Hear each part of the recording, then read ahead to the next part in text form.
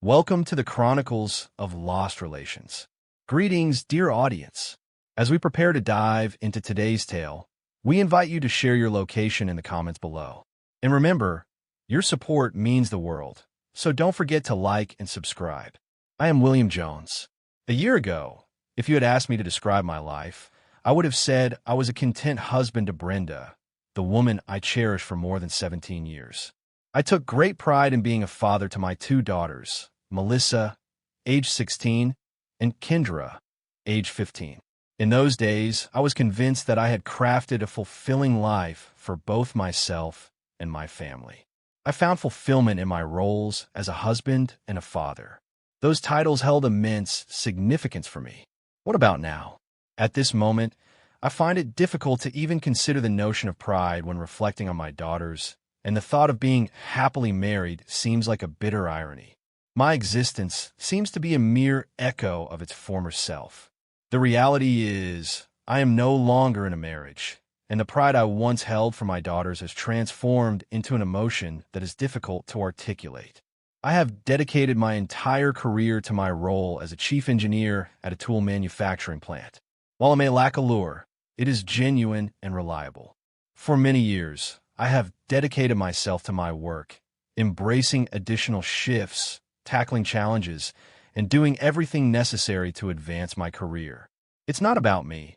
I've never been interested in luxurious cars or lavish trips, but rather for their sake, for my loved ones. Every action I took was with Brenda and the girls at the forefront of my thoughts. I envisioned a home for them, a place of pride, safety, and comfort that they could truly call their own. I wished for them to experience opportunities that were absent in my own upbringing. I devoted myself fully to ensuring they had every comfort my income could allow. At times, it could be even greater than that if I were to embellish a little.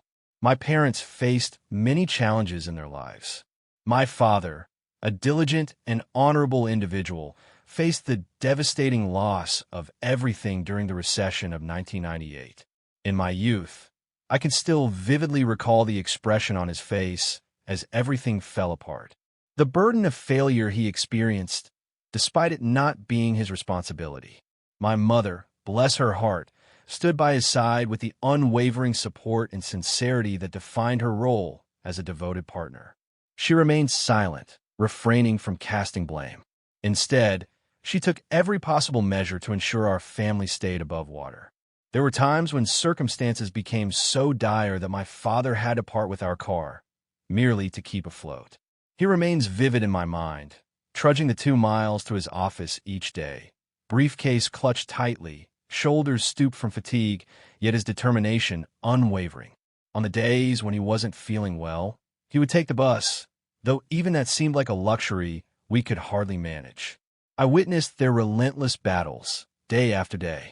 I witnessed the essence of sacrifice, the strength to face challenges while holding on to hope. Numerous occasions arose when I chose to forego outings with my friends, fully aware that my parents were unable to provide any pocket money. They were simply trying their hardest. It wasn't their fault. Yet, during my teenage years, it made a lasting impression on me. I made a vow that if I were to have children, they would never have to bear such a burden. I would ensure they lived a life free from the perpetual stress of financial concerns. I began my journey into the workforce at the age of 16. While many of my peers were spending their time at the mall or immersed in video games, I found myself dedicated to a job at a local garage. The compensation was modest, yet it sufficed to meet my needs and alleviate some of the burden on my parents. I balanced that job alongside my studies, and eventually with college, successfully obtaining a full scholarship that covered my education expenses. I was resolute in my quest for something greater, eager to shatter the patterns of hardship that had characterized my parents' existence. My parents never witnessed the complete rewards of their sacrifices. They both departed a year after I completed my college journey. But I will always remember the expressions on their faces the day I secured my first genuine position. My father, who had toiled tirelessly and endured great losses, gazed at me with a pride I had never witnessed before. What about my mom? Her face radiated joy, glistening tears reflecting her emotions. The memory of the day I purchased a car for her with my own earnings will always stay with me. It wasn't anything groundbreaking, quite the opposite, but it was well-maintained, dependable, and the most I could manage financially at that moment. I recall the moment I gave her the keys, observing her fingers glide over the dashboard, as if she were in disbelief that it was actually happening. The glimmer of emotion in her eyes that day was more than mere happiness. They represented a profound meaning, a testament that following all the hardships and dedication, my life was finally aligning as it should. Following my mother's passing, I became the owner of the modest house and the vehicle. It may not have been grand, but it was ours, filled with all the cherished memories of her and my father. I suppose it was in accordance with divine will. That point is indisputable. Life continues its journey, even as your heart bears its burdens. It was during that period that I encountered Brenda. She possessed intelligence, charm, and an exuberant spirit. We connected instantly and began our romantic journey. In no time at all, we found ourselves united in marriage. It seemed like a new beginning, an opportunity to create the life I had always envisioned, one brimming with affection and security. Shortly thereafter, our family grew with the arrival of our two daughters, Melissa and Kendra.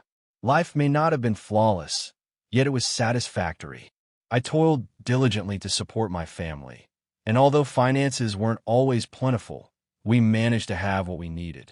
I conveyed to the girls the significance of appreciating what they possess and recognizing the distinction between needs and wants. I believed I had at the very least. That illusion crumbled one afternoon as I entered the living room and spotted Melissa clutching a brand new iPhone. I paused for a moment, my eyes wide, questioning the reality before me. "Melissa," I remarked, gesturing towards the phone, "where did you obtain that?" She hardly lifted her gaze, her fingers continuing to dance across the screen. Mom handed it to me, her tone nonchalant, as if it were the most ordinary occurrence imaginable. Brenda sat on the couch, casually flipping through the pages of a magazine. "Did you really get her that phone?" Brenda glanced up, her expression tinged with irritation at my interruption. "Indeed, I did. What's all the fuss about?" I gazed at her, making an effort to maintain a steady tone. "The significant issue is that I can hardly manage to pay for the Android I gifted her last year. That phone is pricier than the car I once drove during my college days. What made you decide to get her something like that without discussing it with me first?" She shrugged, shutting the magazine and flinging it onto the coffee table. "I set aside funds, William. I reached my limit, so I decided to get it for her. She is in her teenage years. Every one of her friends owns an iPhone." I sensed the warmth building within me, yet I maintained a calm demeanor. "Brenda, that's not the focus here. It's not a matter of your financial situation or if her friends possess one. It's about guiding them to understand the distinction between what is essential and what is indulgent. An iPhone is not essential. It is a luxury item. It's essential for her to grasp that." Brenda let out a soft sigh, sinking deeper into the embrace of the couch. "You're being overly dramatic, William. It's merely a phone. This is not the final chapter." I started to speak up again, but her condescending tone and the way she shifted her focus back to the magazine made it clear that continuing was futile.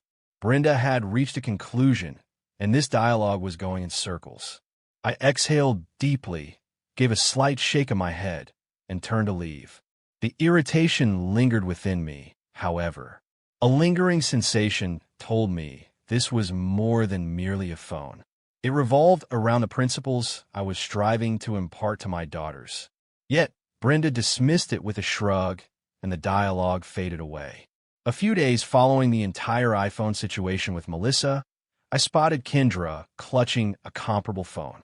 I recall halting abruptly, the image striking me with an intensity that felt like a blow to the stomach.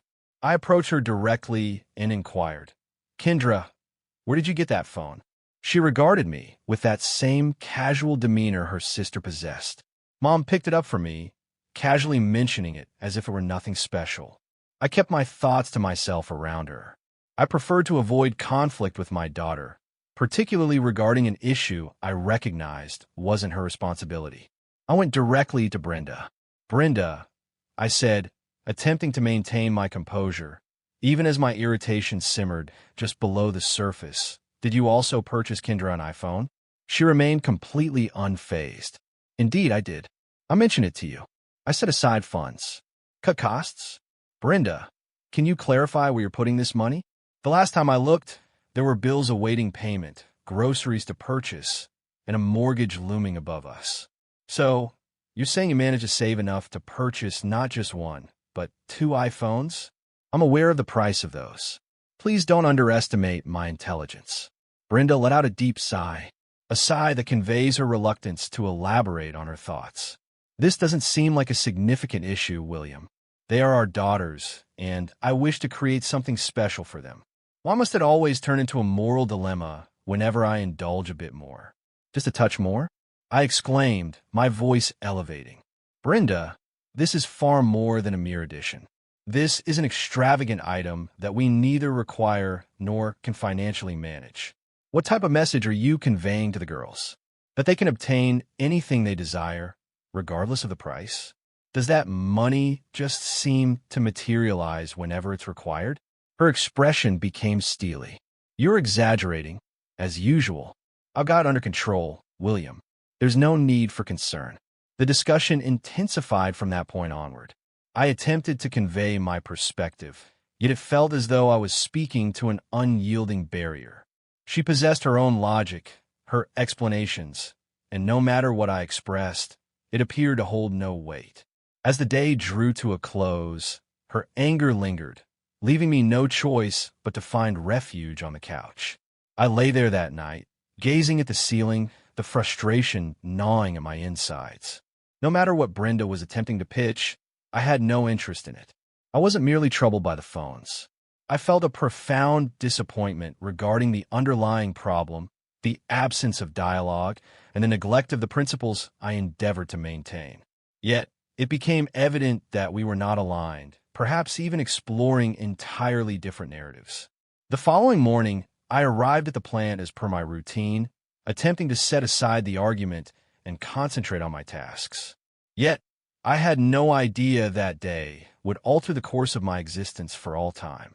We found ourselves summoned to a meeting with upper management, the sort of gathering where an unsettling anticipation hangs in the air, hinting that unwelcome news is on the horizon. The plant manager positioned himself at the forefront, his expression somber, as he conveyed the unsettling news. The facility was ceasing operations. All operations were being relocated to a new facility in China. I remained in a state of disbelief as he articulated his reasoning. The proprietors had performed their analyses and concluded that producing tools in China and bringing them back to the U.S. was a more economical strategy to boost their profits. Naturally, the sole element absent from their spreadsheets was the human factor, the existence of those who relied on this plant for their means of survival. Despite my anger, there was a glimmer of hope.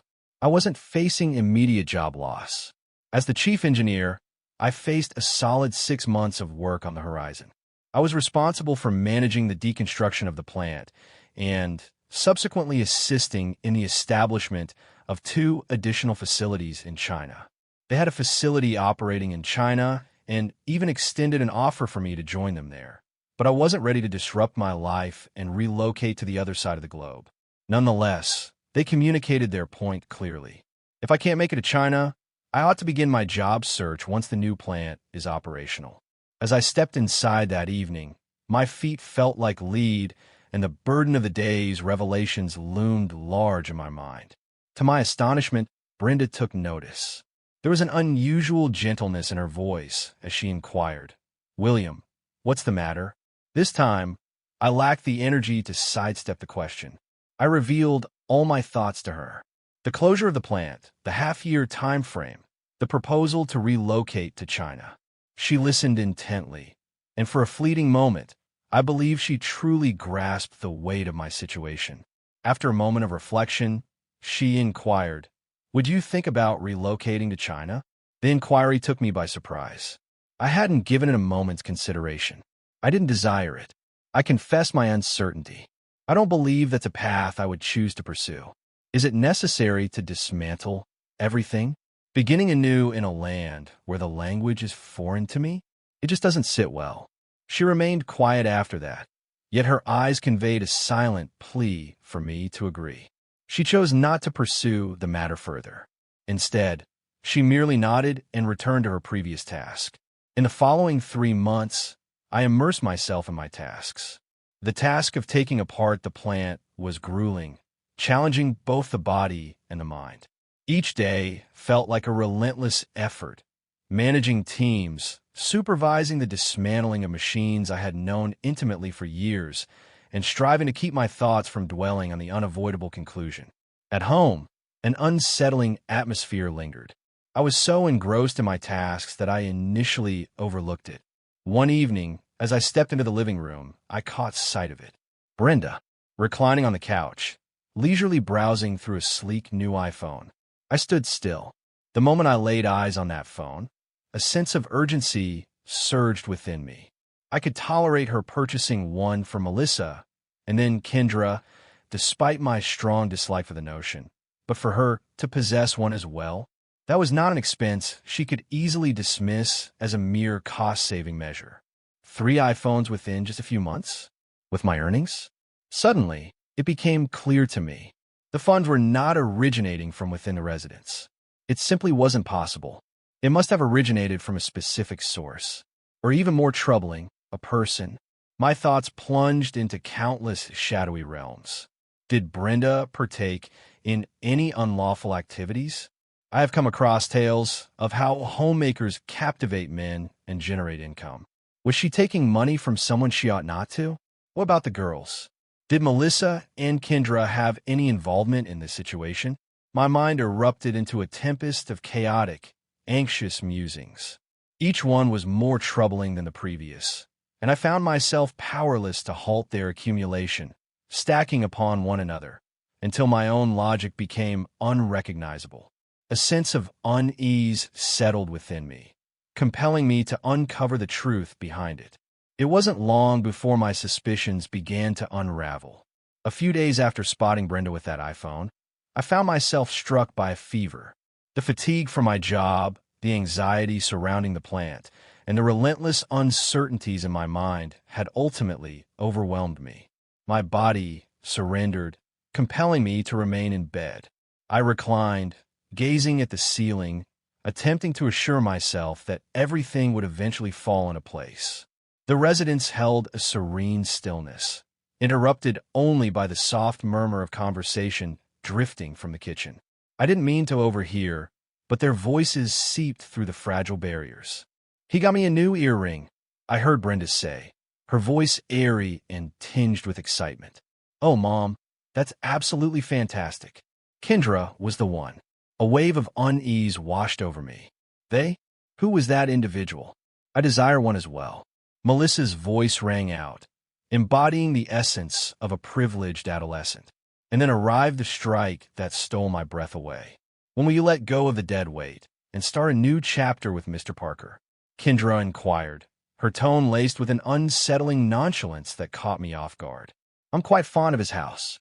It's more impressive than this place." A wave of pallor washed over me. My heart raced with such intensity that I feared it might explode. My own daughter, my flesh and blood, had just referred to me as a bum, a drifter, and the home I had toiled so diligently to create for them, a complete mess. The phrases enveloped me, heavy and unavoidable. Movement eluded me. My mind was blank. My whole existence seemed to be falling apart, and I was overwhelmed by a sense of helplessness to intervene. Yet, I stood firm in my convictions. I refused to be a doormat for anyone, neither my wife nor my daughters. Guidelines enforced for all members of my household. The betrayal I had just heard pierced my heart, yet it also illuminated my path forward. If this was how they genuinely felt, I would no longer allow them to walk all over me. With all the determination I could muster, I finally pushed myself out of bed. My legs trembled, the fever still pressing heavily upon me, yet my determination remained unyielding. As I stepped into the kitchen, the familiar surroundings greeted me. As soon as they laid eyes on me, the conversation came to an abrupt halt. The atmosphere became heavy with anticipation.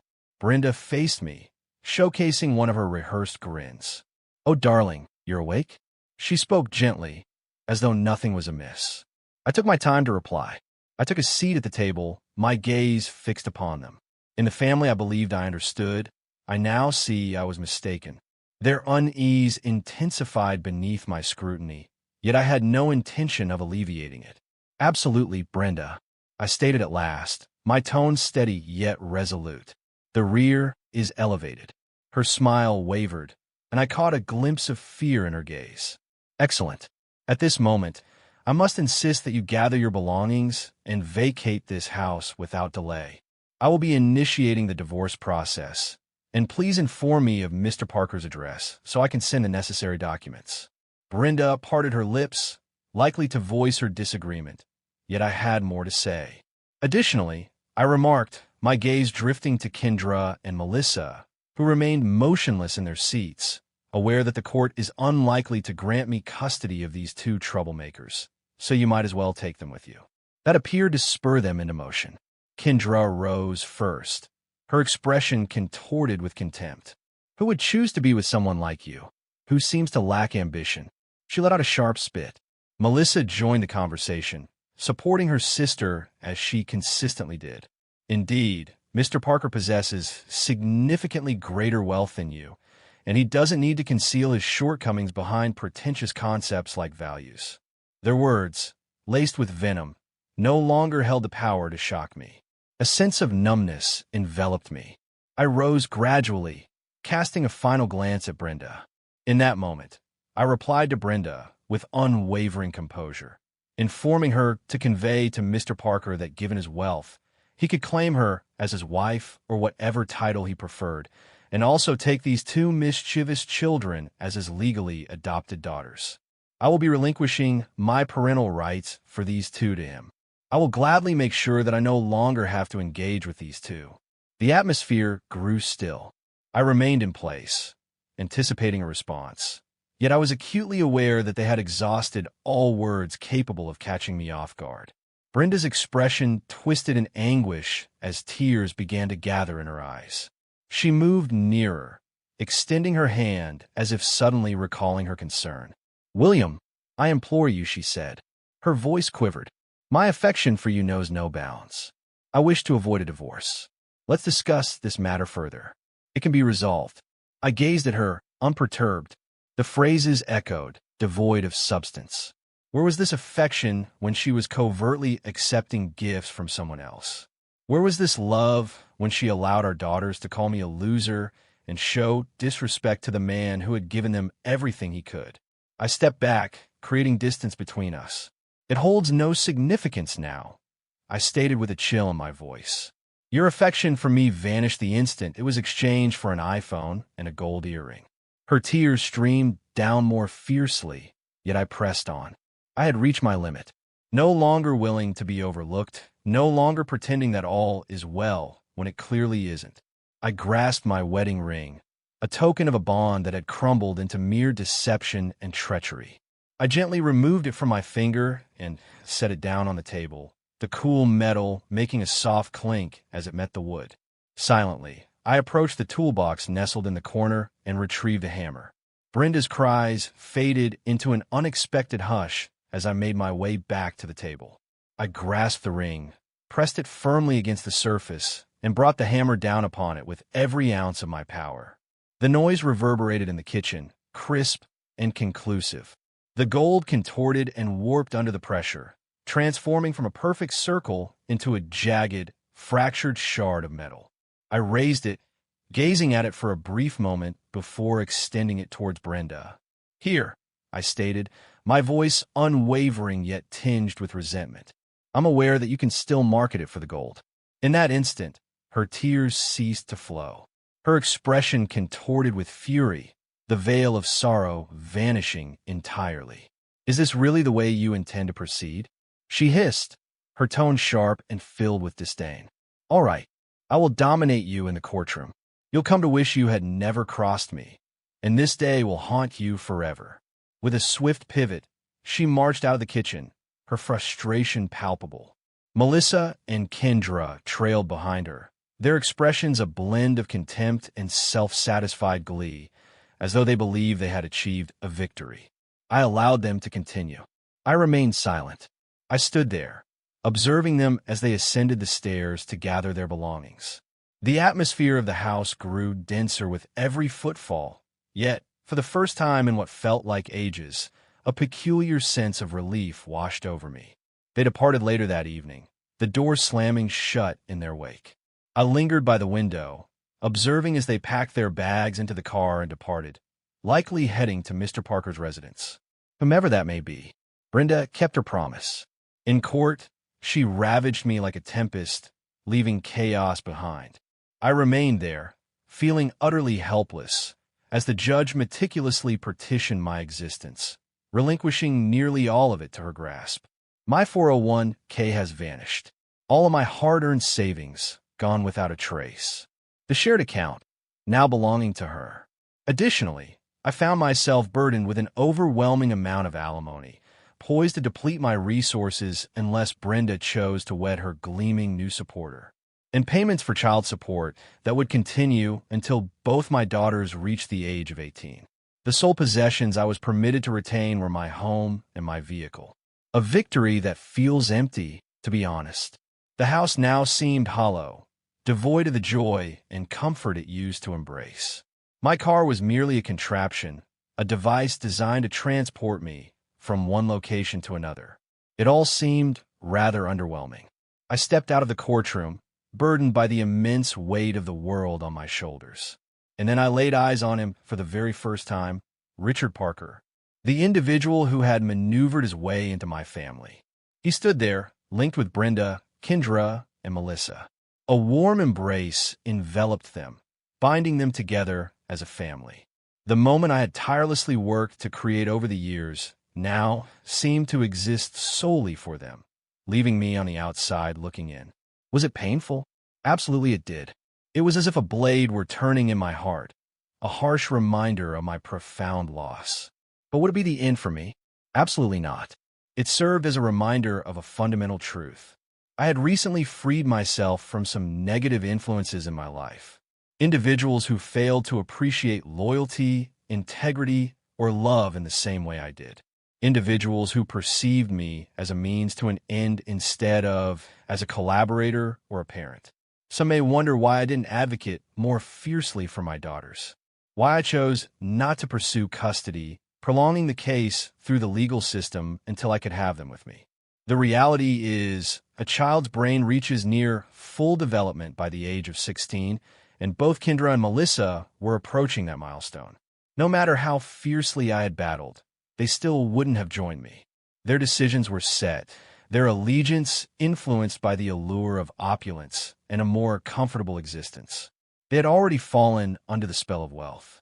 I chose to approach them, each step feeling more burdensome than the one before. As I drew near, every gaze shifted in my direction.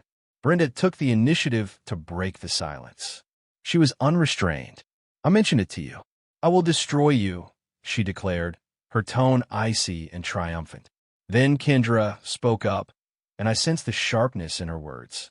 "As I mentioned before, Dad," she added an extra inflection to that word. "You were unsuccessful." It felt like a blow to the stomach. Yet I consumed it whole. I refused to display any further vulnerability. I gazed at Melissa, yearning for a change. There was a hint that a part of her still held feelings for me, yet she chose to remain quiet. She had no intention of advocating for me. I sensed it deeply. She had made her decision. I glanced at Richard Parker. The arrogant fool stood there, that grin fixed on his face, casually saying, "No hard feelings, buddy. They are worthy of greater things in life. You simply can't manage it." I paused for a moment, absorbing everything around me. All the events that brought us here, each phrase that was uttered, everything flooded back to me. I refused to let it shatter my spirit. I offered him a smile, yet it failed to illuminate my eyes. "You're completely correct, my friend," I remarked. "It seems you'll be welcoming these two into your home by next week, right? Or will they be raised by my wealth?" Richard wore a calm smile, unbothered by the situation.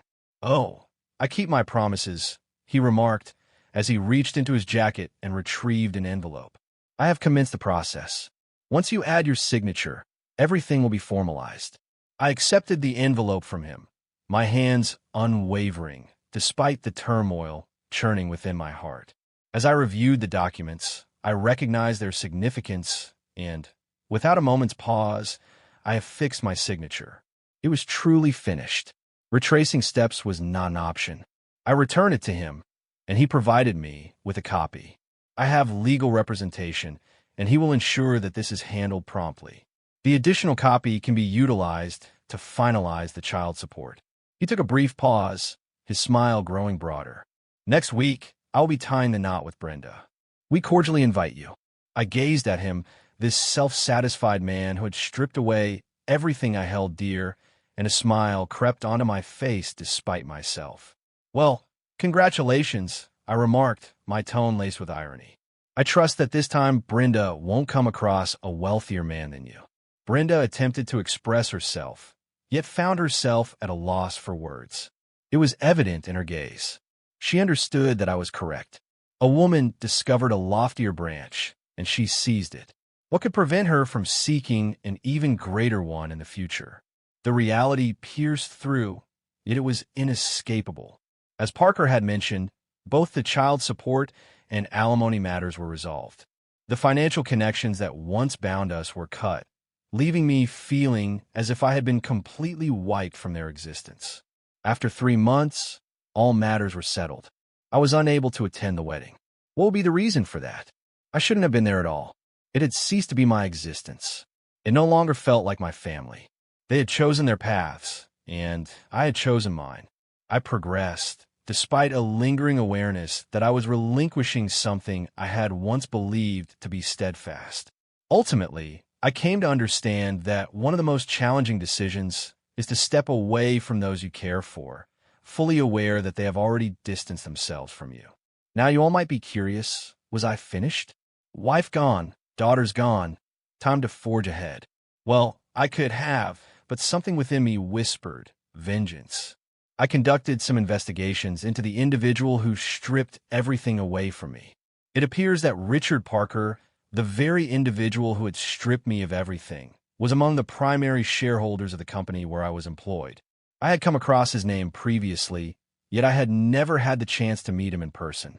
He acquired the bulk of the company's shares roughly 8 months prior, and that marked the beginning of a downward trend. The shutdown of the facility, the relocation to China. Everything clicked into place now. He showed no inclination towards enhancing the company's efficiency or profitability. He engaged in a game. He acquired the shares at an elevated price, fully aware that by relocating operations abroad, he could later sell the company for an even greater profit, assuming the product quality remains consistent with previous standards. The tools produced at the China plant not only fall short in quality, but they also tend to break down after just a few days of use. Thus, the organization was on a path toward collapse. The lenders and creditors faced the prospect of losing it all. This was not the first instance of Richard Parker engaging in such behavior. He had executed the same scheme with 2 other firms prior mine, leading to their financial ruin. The outcome? He strolled off with wealth in hand, leaving the employees stranded and without support. They might have seen me as just a minor chief engineer, but I was far from foolish. I grasped the intricacies of business and was able to see right through his plan. It was the familiar routine. He secured loans from various banks and lenders, acquired the company, and subsequently deconstructed the plant. He disposed of the machines, either for scrap or to other businesses, pocketing a tidy sum in the process. But this is where the true art emerged. He shuffled the funds, creating the illusion that he was channeling resources into enhancing the product and increasing its cost efficiency. In truth, he was compensating his own businesses as suppliers for the services rendered. In this manner, he reaped the rewards. The lenders suffered financial losses, and the employees found themselves without jobs. So, how did I gather all the information? As I mentioned, my responsibility was to assist in the dismantling of the company, and it was during this process that I encountered a vendor who was removing the machines. Scrap Metal Private Limited was under the ownership of Alistair Parker, who happened to be Richard's brother. Alastair was acquiring the plant machines for scrap value. However, the reality? The machines were in impeccable condition. Eventually, I found out that Scrap Metal Private Limited had offloaded the machines to one of our rivals at a staggering 60% discount off the market price. What have I done with all this information? I certainly had no intention of just letting it sit there. I composed a brief email to the banks and lenders using an anonymous email address, outlining the entire scheme. The email didn't merely linger, however. It made its way to the local newspaper and, unexpectedly, the mayor's office. Which politician during an election year would overlook a business scandal like this in their city? Not a single one. What mayoral candidates wouldn't seize the opportunity to hold the sitting mayor accountable for being involved in this scheme? It was quintessential politics. The timing was impeccable. They wouldn't allow this to pass without raising a ruckus. Everything was arranged to ignite a whirlwind of controversy. I understood the risks involved, yet it was undeniably the most strategic choice available to me. Richard Parker had stripped away all that I held dear. Yet, he was about to confront the repercussions. Within a mere week, the IRS, FBI, Department of the Treasury, and Federal Trade Commission were involved. All were engaged. The inquiry into Richard Parker's dubious activities escalated into a significant federal issue. And here's a revelation that astonished even me. As I mentioned earlier, the divine operates in enigmatic manners. While I was at the Krausers, gathering some groceries, I felt a sudden urge to experiment with a scratch car for the very first time. It may seem completely absurd, but I crossed it off, and to my astonishment, I won $800,000. Post-tax, my total will amount to $544,000, greater than what I had forfeited in the separation. The most exciting aspect? It belonged entirely to me. It felt like a dream. The burden of all I had endured, the treachery, the grief, the fight, had finally been lifted. That money was more than just a victory. It was an omen, a signal that existence, in its peculiar manner, possessed an odd ability to find equilibrium. At this moment, both Mr. Richard Parker and Mr. Alastair Parker were under scrutiny by the agencies. Their once pleasant existence, Brenda's and the girls, took a sharp downturn. Brenda and the girls called me daily, but I found great satisfaction in ignoring them. They had made their decisions, and now it was my moment to concentrate on myself. The operations at the plant came to a halt, and the inquiry, which included the mayor's participation, guaranteed that all employees receive their compensation during this time. I seized this opportunity to transform a few aspects of my home. After a week of effort and an investment of approximately $50,000, my home transformed beautifully. A small heated pool graced the backyard. I felt healthier, and my spirits were even higher. But then, on a particularly fine day, Brenda showed up with her little hellions. They pounded on the door with unyielding fervor. I opened the door, and she dashed in, nearly shoving me aside. "How did you come by the funds for this?" Brenda insisted. Kendra was already gliding through the house, inspecting every detail. "My room has vanished. This space features an enormous television, resembling a home theater experience," she remarked, her voice laced with skepticism. Melissa moved ahead, making her way directly to the backyard. "Indeed, there's even a pool," she exclaimed, filled with wonder. I swiftly navigated through the crowd and called out, "Hold on. What on earth are you doing here?" Brenda pivoted to confront me, her face alight with rage. "You took money that belonged to me. I desire my portion." I gazed at her, my smile devoid of warmth.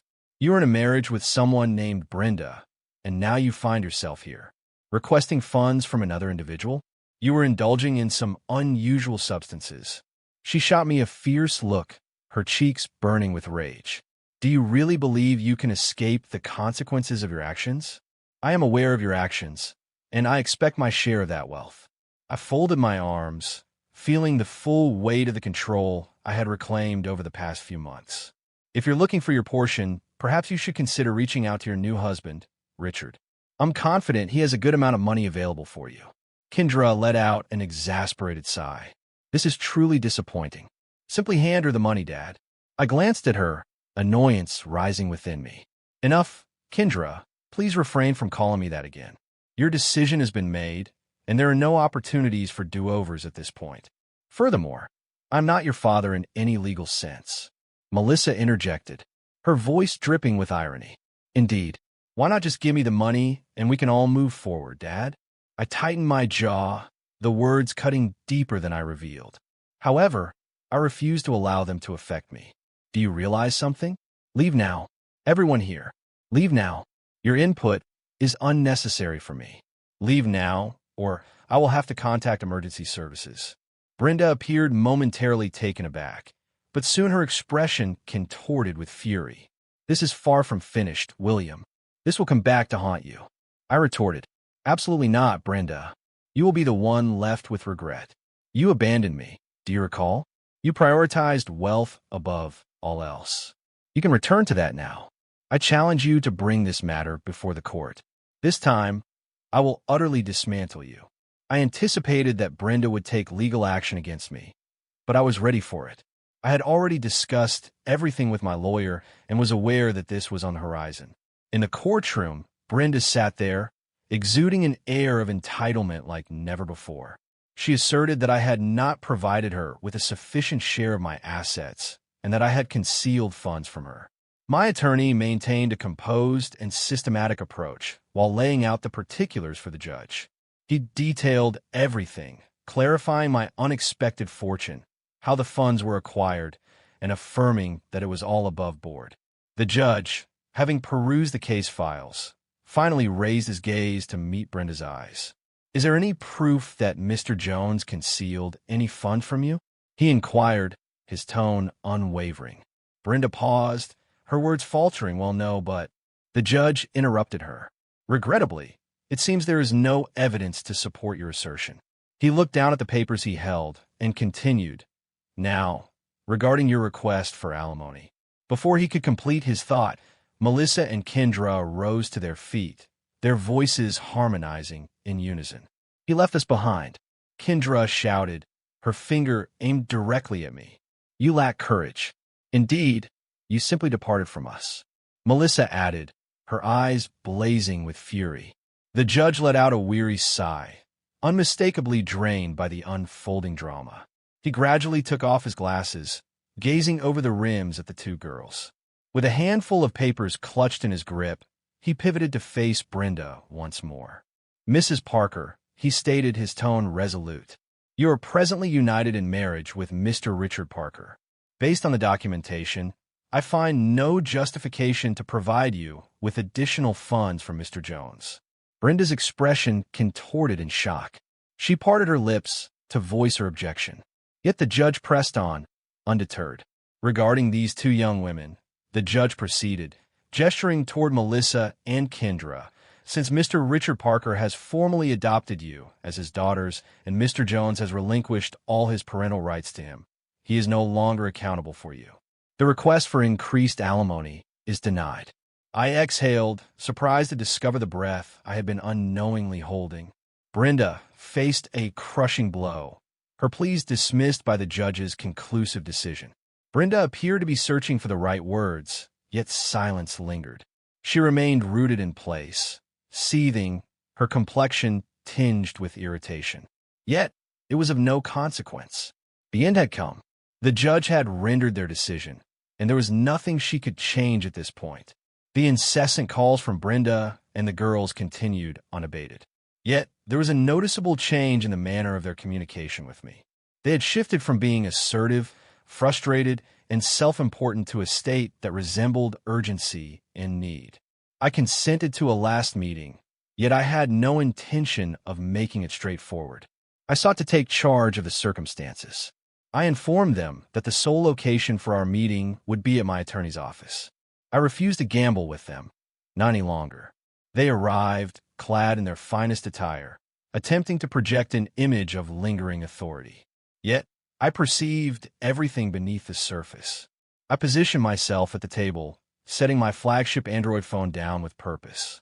The polished, ebony gadget shimmered beneath the harsh fluorescent glow, the very phone I had acquired following my unexpected fortune. Brenda's gaze instantly darted toward it. You've changed, Bill, she said, her voice laced with disbelief. I smiled, my eyes unwavering. My gratitude goes to you and the daughters of Mr. Parker. Brenda's expression turned steely. Those are your daughters, Bill. I lifted my hands with deliberate slowness, then delved into the folder my attorney had meticulously organized for me. I retrieved a sheet of paper and gently pushed it across the table in her direction. According to this document, I stated, they're not my daughters. Brenda gazed at the paper, her expression wavering. What is this? I observed her expression shift from bewilderment to understanding. She gazed at the signature on the paper, the mark that finalized the agreement. The signature of her husband. The signature of your husband is present on it. I responded with a chill in my voice. Her eyes filled with tears, her voice quivering. Does a mere piece of paper define his role as their father? She inquired, struggling to maintain her composure. I reclined in my chair, folding my arms across my chest. I had reached the end of my emotional investment in her and in them. The flames of my anger had extinguished, revealing nothing but the stark, unyielding reality. Indeed, I responded, my tone unwavering. Indeed, it does. That's precisely what you imparted to me. You were the one who started the relationship with that man for financial gain. You chose to be another man's wife for the sake of financial gain. My daughters teased me for being a slacker since I had less cash on hand. They referred to my residence as a mere repository for currency. Indeed, when it pertains to you and your daughters, it all revolves around paperwork. Both Kendra and Melissa began to weep, their voices trembling as they spoke. I apologize, Father. I remained completely unfazed. The once familiar emotions of guilt and yearning for the family we used to know had faded into the past. At this moment, I sensed a distinct change. Silence. Be quiet, I shouted, my tone sharp and unforgiving. If you refer to me as Dad one more time, I will terminate this meeting immediately. You're not my daughters. If you wish to refer to someone as your father, that would be Richard Parker. Not I. They fell into silence, their cries fading into muffled gasps. Their tears were insufficient. Their apologies fell short. There was nothing remaining for them. There's nothing more to offer. At last, Brenda found her voice. Her voice trembled yet remained firm, as if she were striving to maintain the remnants of her dignity. We are parting ways. He wants to get rid of me, she said, her eyes pleading as they met mine. We had an agreement in place, and now I find myself facing the prospect of being homeless with my daughters. Here, are you content now? I gazed at her, and the resentment I had suppressed for ages surged forth. Yet this time it felt more frigid, more piercing. Absolutely not, Brenda. He isn't attempting to push you away. You were attempting to eliminate his presence. Now that he faces jail time and you realize you won't receive a dime, you intend to cast him aside and return to me solely for my wealth. Your presence is repulsive to me. I spent years as your wife, Bill. They belong to your daughters. We shall take to the streets. What emotions will it evoke in you? She spoke gently. Neither my spouse nor my children, and certainly not my concern. Are you looking for financial gain? Secure employment. Looking for employment? Discover it on your own. Don't rush back to me, as I've moved on from being your doormat. I rose to my feet. If you come anywhere close to my home or vicinity, I will take legal action and ensure you face the consequences. I spoke with a chill in my voice, my gaze fixed firmly on theirs. Brenda and the girls attempted to create a spectacle, weeping and begging, yet failed to resonate with me. I felt no emotion, not any longer. They had crafted their own reality, and now it was time for them to face the consequences. I averted my gaze, offering them no further attention. The Parkers received precisely what was coming to them, including Richard Parker and his brother. The inquiry had brought about their demise. They found themselves behind bars, their fortune slipping away. While it's likely they had plenty hidden in offshore accounts, the enjoyment of it was never in their grasp. Considering the duration of their potential sentences, accessing that money within this lifetime would be impossible. They were without family, lacking children to inherit it. Ultimately, it turned out to be nothing but a waste. However, they weren't entirely foolish. In an unexpected turn of events, the Parker brothers executed the most astute decision imaginable. A plea deal was reached with the government. The government would receive the funds, and in return, the Parkers would be displaced in a matter of years. A small spark of satisfaction ignited within me at the thought. Equity, in its unique form. As I mentioned before, the divine has its unique methods of operating. After all that transpired, the Parker brothers received a form of justice unique to their circumstances. During their time in jail, a group of men, former employees of one of the plants that Richard and Alistair had closed, sought them out. These were the very individuals who found themselves without work when the factories shut down, forced to gather the fragments of their broken lives. They ensured that the Parker brothers would forever be unable to walk a straight path again. And just like that, equilibrium was restored in a manner that no legal setting could ever achieve. I have found my resolution. I've come to the conclusion that marriage isn't part of my path ahead. I've experienced enough to understand that I don't want to invite that sort of complexity into my life once more. I feel a sense of joy. My life is serene, yet it is far from empty. The house once echoed with a sense of emptiness, but now it buzzes with life thanks to my 2 German shepherds who share the space with me. A surprising warmth has enveloped the space, something I never anticipated. It's been some time since I last heard from Brenda, and honestly, I'm indifferent about it. My former daughters are currently employed at a nearby cafe, working on an hourly basis. They have their own paths now, and although I never desired anything negative for them, I've also come to understand the importance of not wishing anything negative for myself either. Esteemed audience, we invite you to express your insights in the comment section below. Also, kindly remember to like, share, and subscribe.